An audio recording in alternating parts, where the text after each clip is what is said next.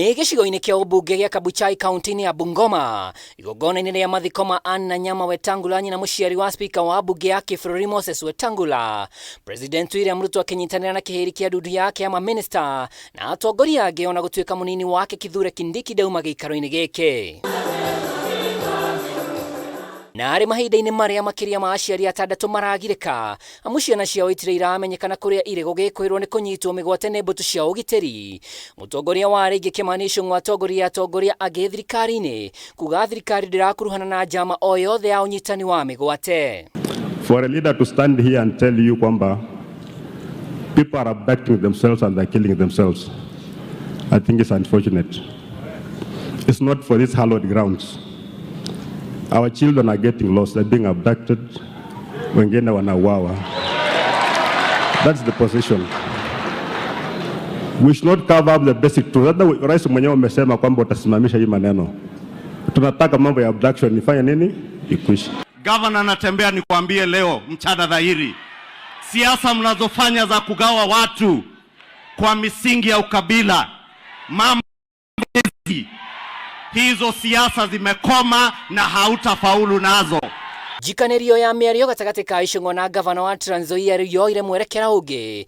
Ichung'wa akiuga gavana wa Trans Nzoia George Natembeya, ũrĩa nĩ mũthiriti wa ũrĩa warĩ mũnini wa President Rigathi Gachagua, nĩ moĩ nĩ amaratabania ngero ici. Watoto wanatukana watu kwa mitandao.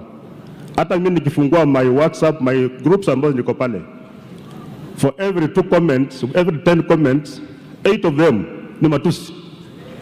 Wanatukana vibaya sana. That one needs to change.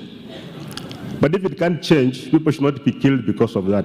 Yule aliyekuwa kiongozi wako wa siasa za ukabila, aliyekuwa naibu wa rais, huyo ndiye mwenye kupanga mambo ya abductions ili awekelee huyu William Ruto. Tunawajua, tunawaona mchana, tutawatangaza mchana hadharani.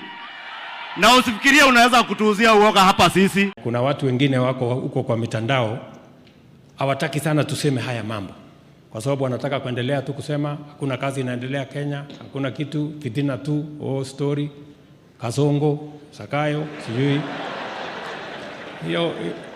Hiyo Kasongo ni sawa, ni wimbo mzuri sana ambaye ilikuwa inaendelea, so hiyo Kasongo tuendelee naye. Ile ya Zakayo pia si mbaya, kwa sababu kusanya ushuru ya kupeleka Kenya mbele, hiyo ni sawa. Na kwanza Zakayo ndio aliona Mungu alimtembelea. Sasa wewe uchakuwa Zakayo, utatembelewa na Mungu namna gani?